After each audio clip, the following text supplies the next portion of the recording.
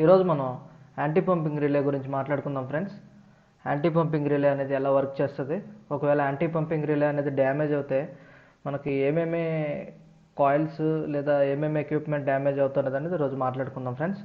So first of all anti pumping relay అంటే ఏంటి? Anti pumping relay ఏంటంటే ఒక క్లోజ్ కాయిల్కి ప్రొటెక్షన్ అని చెప్పుకోవచ్చు. ఓకే, ఒక క్లోజ్ కాయిల్కి ప్రొటెక్షన్ అని చెప్పుకోవచ్చు. ఎలా ప్రొటెక్షన్ అంటే బ్రేకర్కి మల్టిపుల్ క్లోజ్ కమాండ్స్ ప్రివెంట్ చేయడం కోసం అనేది యాంటీ పంపింగ్ రిలే యూజ్ చేస్తారు. అంటే బ్రేకర్ ఒకసారి క్లోజ్ అయిన బ్రేకర్కి మళ్ళీ క్లోజ్ కమాండ్ అనేది మనం జనరేట్ చేసినా లేదంటే క్లోజ్ కమాండ్ వెళ్ళినా కానీ క్లోజ్ కాయిల్ అనేది డ్యామేజ్ అయిపోద్ది అనమాట. సో దీన్ని అవాయిడ్ చేయడం అనేది మనం యాంటీ పంపింగ్ రిలే అనేది యూజ్ చేస్తాం. సో ఇక్కడ మెన్షన్ చేశాను నేను యాంటీ పంపింగ్ రిలే. వై అనేది యాంటీ పంపింగ్ రిలే, ఇక్కడ సిసి అనేది క్లోజింగ్ కాయిల్ అనమాట. Okay friends, so first of all మనకి బ్రేకర్ నార్మల్గా మనకి బ్రేకర్ 110 volts డీసీ సప్లై ఉంది కదా ఇక్కడ. సో మనం క్లోజ్ కమాండ్ జనరేట్ చేసామనుకోండి ఫ్రెండ్స్, సో సప్లై ఈ విధంగా వెళ్తుంది. ఈ విధంగా వెళ్ళి క్లోజ్ కాయిల్ అనేది క్లోజ్ అవుతుంది. ఓకేనా ఫ్రెండ్స్? తర్వాత మనకి క్లోజ్ కాయిల్కి ఇంటర్లాక్ ఎక్కడ ఉందంటే కనుక, ఎప్పుడైతే మనకి క్లోజ్ కాయిల్ పికప్ అయిందో బ్రేకర్ అనేది క్లోజ్ అవుతుంది. సో బ్రేకర్ క్లోజ్ అయిన వెంటనే ఏమవుతుందంటే ఇక్కడ ఉన్న బ్రేకర్ ఎన్ఓ నుంచి మనకి యాంటీ పంపింగ్ రిలేకి సప్లై అనేది తీసుకుంటారు. సో బ్రేకర్ ఎప్పుడైతే క్లోజ్ అయిందో ఇక్కడ బ్రేకర్ ఎన్ఓ ఏమవుతుంది, ఎన్సీ అవుతుంది. సో ఎన్సీ అవ్వడం వల్ల యాంటీ పంపింగ్ రిలే అనేది పికప్ అవుతుంది. ఓకేనా ఫ్రెండ్స్? పికప్ అయిన తర్వాత మనకి ఇక్కడ ఏమవుతుంది, క్లోజ్ కాయిల్కి సప్లై దేని నుంచి వెళ్ళింది, యాంటీ పంపింగ్ ఎన్సీ నుంచి వెళ్ళింది, బ్రేకర్ ఎన్సీ నుంచి వెళ్ళింది. సో ఈ రెండు ఏమవుతాయి, ఎప్పుడైతే యాంటీ పంపింగ్ రిలే పికప్ అయిందో యాంటీ పంపింగ్ రిలే ఎన్సీ ఏమవుతుంది, ఎన్ఓ అయిపోతుంది. సో ఇక్కడ ఇంటర్లాక్ కట్ అయిపోయింది. అంటే మనకు మళ్ళీ సప్లై ఇచ్చినా సరే క్లోజ్ కాయిల్కి అనేది వెళ్ళదు. నెక్స్ట్ ఇంటర్లాక్ ఏంటి, ఇక్కడ బ్రేకర్ ఎన్సీ. ఈ breaker NC auxiliary contact NC అనమాట.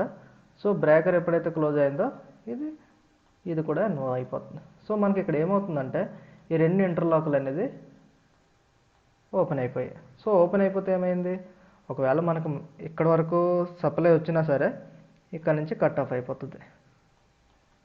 సో ఓకే, ఇది బాగానే ఉంది, కాయిల్కి అయితే ప్రొటెక్షన్ ఉంది. సో మల్టిపుల్ కమాండ్స్ అనేది ఏ విధంగా జనరేట్ అయితే మనందరికీ తెలుసు, ఒకసారి క్లోజ్ అయిపోయిన బ్రేకర్కి మళ్ళీ క్లోజ్ కమాండ్ అనేది జనరేట్ చేయము. సో ఇక్కడ ఏమవుతుందంటే మనకు బ్రేకర్ క్లోజ్ చేయడానికి టీఎన్సీ స్విచ్ యూజ్ చేస్తాం కదా ఫ్రెండ్స్. ఈ టీఎన్సీ స్విచ్లో 3 పొజిషన్లు ఉంటాయి, ట్రిప్, న్యూట్రల్, క్లోజ్. సో ఈ 3 పొజిషన్లు ఏంటంటే మనకి బ్రేకర్ ట్రిప్ చేయాలంటే ట్రిప్ పొజిషన్ మనం యూజ్ చేస్తాం. క్లోజ్ పొజిషన్లో క్లోజ్ కావాలంటే మనం క్లోజ్ చేయాలంటే క్లోజ్ పొజిషన్ అనేది మనం యూజ్ చేస్తాం. సో మధ్యలో న్యూట్రల్ పొజిషన్ ఉంది కదా ఫ్రెండ్స్. ఆ న్యూట్రల్ పొజిషన్ అనేది ఏమవుతుందంటే ఒక స్ప్రింగ్ మీద టెన్షన్ అయ్యి న్యూట్రల్ పొజిషన్ మిడిల్లో ఉంటుంది అనమాట. సో ఎప్పుడైతే మనకి ఈ స్ప్రింగ్ అనేది టీఎన్సీ స్విచ్లో స్ప్రింగ్ అనేది డ్యామేజ్ అయిందో ఆ టైంలో మనకి ఏమవుతుందంటే టీఎన్సీ స్విచ్ అనేది క్లోజింగ్ పొజిషన్లో కంటిన్యూ ఉండిపోతుంది ఫ్రెండ్స్. సో కంటిన్యూ ఉండడం వల్ల ఏమవుతుందంటే ఇక్కడ నుంచి డైరెక్ట్ మనకి క్లోజ్ కాయిల్కి అనేది సప్లై వెళ్ళిపోయి ఈ క్లోజ్ కాయిల్ అనేది డ్యామేజ్ అయిపోద్ది. సో దీన్ని అవాయిడ్ చేయడం కోసమని యాంటీ పంపింగ్ రిలే యూజ్ చేశారు ఫ్రెండ్స్.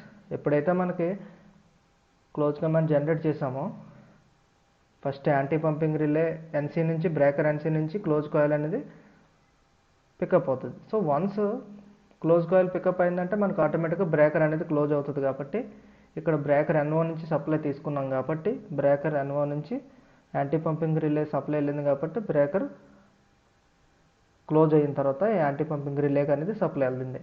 సో ఇది పికప్ అయిపోయిన తర్వాత ఇక్కడ ఎన్సీలు అన్నీ ఎన్ఓలు అయిపోతాయి కాబట్టి మళ్ళీ క్లోజ్ కమాండ్ జనరేట్ అయినా సరే క్లోజ్ కాయిల్కి సప్లై వెళ్ళదు. Okay friends, thank you. Video కనుక నచ్చినట్టయితే లైక్ చేయండి, షేర్ చేయండి, సబ్స్క్రైబ్ చేయండి. Thank you for watching. Have a nice day.